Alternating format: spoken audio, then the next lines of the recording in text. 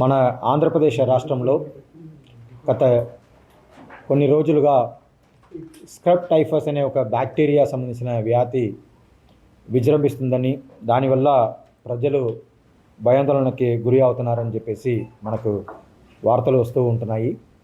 ఎక్కడ చూసినా దాని గురించి మాట్లాడుతూ ఉంటున్నాము. దీని గురించి నేను గతంలో కూడా చాలా సందర్భాల్లో దానికి సంబంధించిన వివరణలు కూడా ఇవ్వడం జరిగింది. నేనే స్వయంగా మీడియాతో మాట్లాడడం జరిగింది. మేము మా జిల్లా అధికారుల ద్వారా కూడా మళ్ళీ మా మెడికల్ ఆఫీసర్లు, ఏఎన్ఎంలు, ఆశాల ద్వారా కూడా విలేజ్ స్థాయిలో కూడా దీనికి సంబంధించిన వివరాలు మొత్తం కూడా ప్రజలకు తెలియజేస్తున్నాము, అందరికీ కూడా తెలియజేస్తున్నాము. సో మీ అందరికీ మరీ ఒకసారి క్లారిఫై చేయాల్సిన బాధ్యత మా మీద ఉంది కాబట్టి ఈరోజు ఈ ప్రెస్ మీట్ పెట్టడం జరిగింది. మన రాష్ట్రంలో ఇప్పుడు దాకా మనకు మొత్తం 1566 స్క్రబ్ టైఫస్ పాజిటివ్ కేసెస్ నమోదైంది మన రాష్ట్రంలో. ఇది లాస్ట్ ఇయర్ చూస్తే 1613 కేసెస్ ఉంది. సో ఈ స్క్రబ్ టైఫస్ అనేది ఒక బ్యాక్టీరియా. సో ఇది మన అందరికీ తెలుసు, తెలుగులో పేడ పురుగు నుంచి వస్తుందని చెప్పేసి మనం చెప్తాము. ఎక్కువ ఈ ఎలుకలు ఉంటాయి, ఎలుకలు దీంట్లో కూడా ఎక్కువ ఉంటాయి. సో ఇది వచ్చేసి ఒక రేర్ డిసీజ్ ఏమి కాదు. ఫస్ట్ అందరూ అర్థం చేసుకోవాల్సింది, ఇది ఏమి కొత్త డిసీజ్ ఏమి కాదు, రేర్ డిసీజ్ కాదు, ఇది ఏమి మిస్టీరియస్ డిసీజ్ కాదు.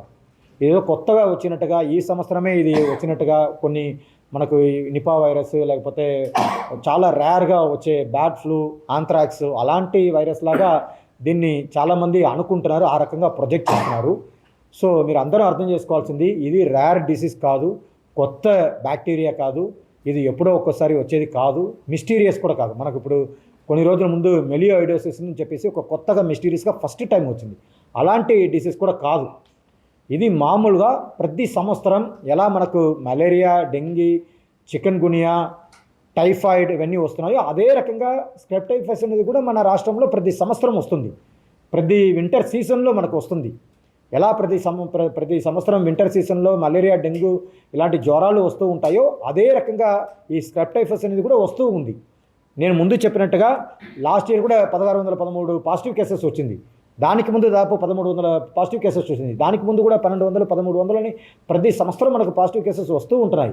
ఈసారి కూడా మనకు 1566 కేసెస్ రిపోర్ట్ అయింది. లాస్ట్ ఇయర్ ఇది 1613 కేసెస్ రిపోర్ట్ అయింది. సో దీంట్లో మనం కూడా ఎవరు కూడా ఆందోళన చెందాల్సిన అవసరం లేదు, భయపడాల్సిన అవసరం లేదు. ఇది ఏమి కిల్లర్ డిసీజ్ కాదు. దీనివల్ల ఇమ్మీడియట్గా చనిపోతారని చెప్పేసి చాలామందికి భయం వస్తుంది. చాలామంది అలా మాట్లాడుకుంటున్నారు, అలాంటి విషయాలు తెలియజేస్తున్నారు. అలాంటి విషయాలు ఏమి లేవు. అలాంటి చనిపోయే అవకాశం ఈ బ్యాక్టీరియా వల్ల లేదు. అందరూ అర్థం చేసుకోవాల్సింది. ఇప్పుడు నా ముందే మా డిఎంఈ గారు ఉన్నారు, డైరెక్టర్ పబ్లిక్ హెల్త్ ఉన్నారు, ఎక్స్పర్ట్స్ అందరూ ఉన్నారు.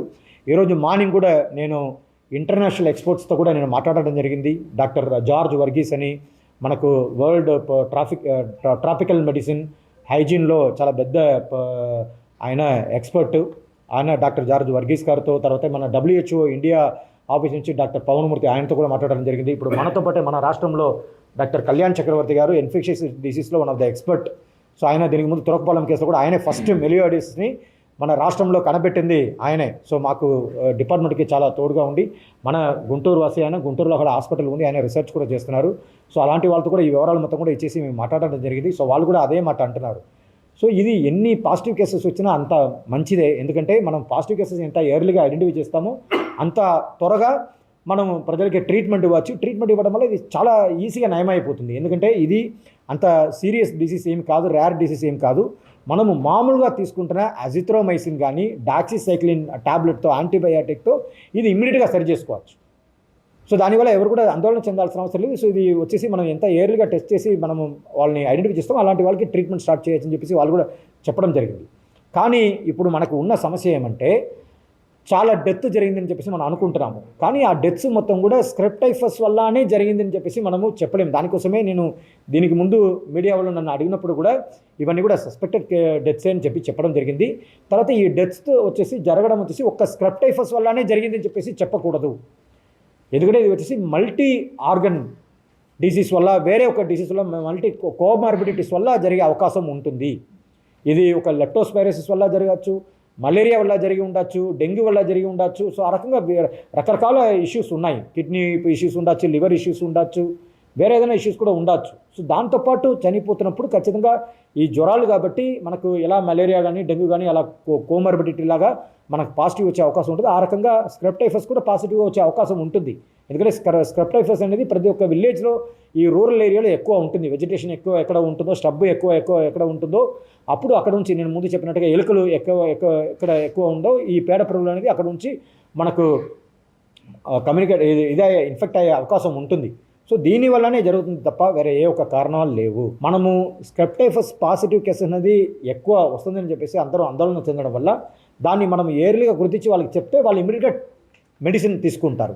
ఈ అజిత్రోమైసిన్ కానీ డాక్సిసైక్లిన్ కానీ ఈ మెడిసిన్ తీసుకుంటే చాలా ఈజీగా నయమైపోతుంది. కాబట్టి అది చెప్పాలి కాబట్టి ఎక్కువ టెస్టింగ్ పెంచాం. సో టెస్టింగ్ ఎక్కువ చేయమంటున్నాము. ఏది వచ్చినా ఇమీడియట్గా రిపోర్ట్ చేయమంటున్నాము. దీని ముందు రిపోర్టింగ్ చూడండి, ఇప్పుడు ఉన్న రిపోర్టింగ్ చూడండి, రిపోర్టింగ్ చాలా ఫాస్ట్గా చేస్తున్నారు. డైలీ మానిటర్ చేస్తూ ఉంటాము. దానివల్ల వస్తుంది. ఇదే విషయాన్ని మనము ఇమీడియట్గా గవర్నమెంట్ ఆఫ్ ఇండియా వాళ్ళతో కూడా మేము అక్కడ ఉన్న ఆఫీసర్స్తో కూడా ఎక్స్పర్ట్స్తో కూడా మాట్లాడడం జరిగింది.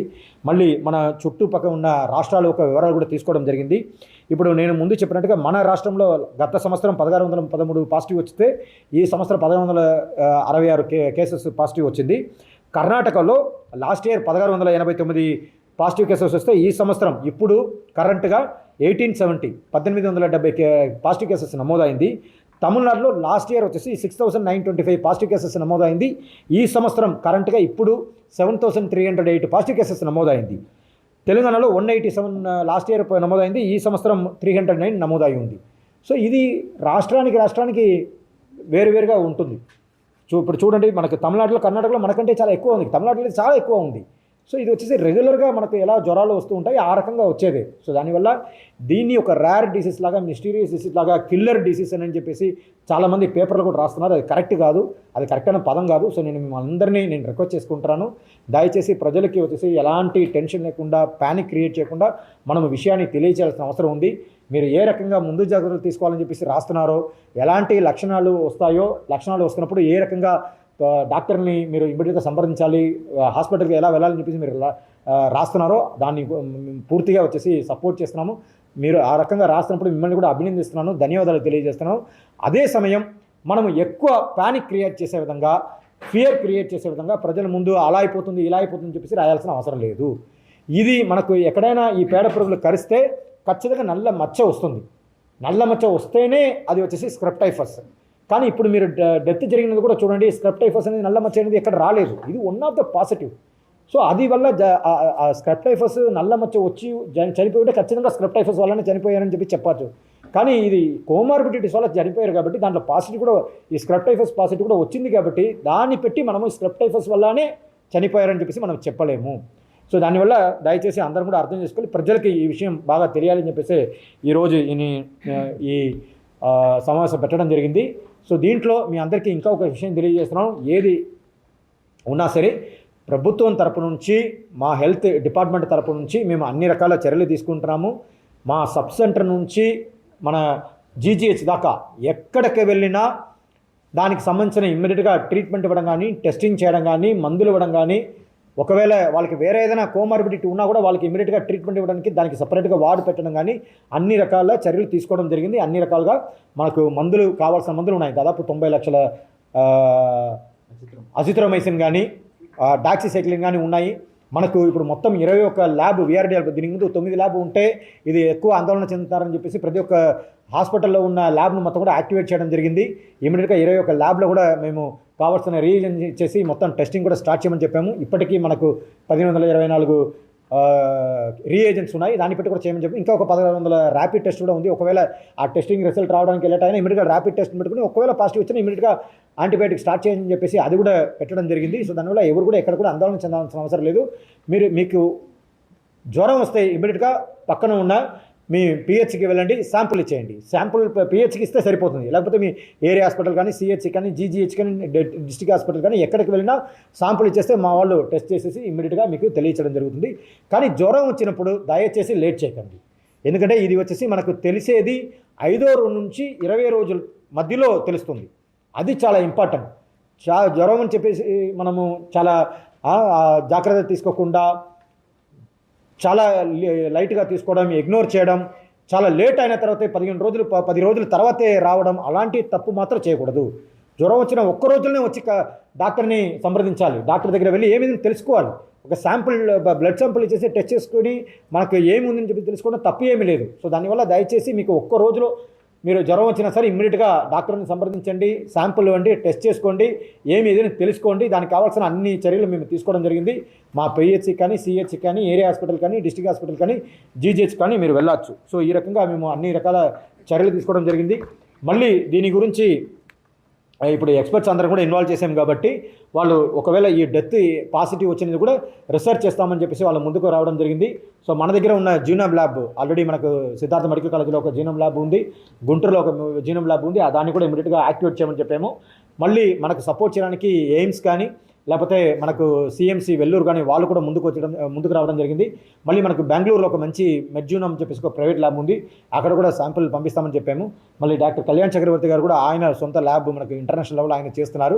సో ఆయన ల్యాబ్లో కూడా ఇది చేయమని చెప్పి టెస్ట్ చేయమని చెప్పేసి చెప్పడం జరిగింది. దానికి కావాల్సిన ఆ ఫార్మాలిటీస్ రూల్ ప్రకారం ఏది చేయాలో అది కూడా చేసుకొని మా ఎక్స్పర్ట్స్ కూడా ఇక్కడ డాక్టర్ ఉషారాణి గారు ఉన్నారు, డాక్టర్ వెంకటరమణ గారు మన సూపరింటెండెంట్ గుంటూరు జీజీహెచ్ ఉన్నారు. మళ్ళీ మనకు కొంతమంది ఎక్స్పర్ట్స్ మన గవర్నమార్నింగ్ హాస్పిటల్లో పనిచేసే వాళ్ళు డాక్టర్ మూర్తి కానీ, డాక్టర్ కృష్ణవేణి కానీ, డాక్టర్ రేణుగా కానీ, కాకినాడలో, తిరుపతిలో, కర్నూలులో ఇలాంటి వాళ్ళు చాలామంది ఉన్నారు. వాళ్ళతో కూడా మేము మార్నింగ్ మాట్లాడి చాలా డీటెయిల్గా డిస్కస్ చేయడం జరిగింది.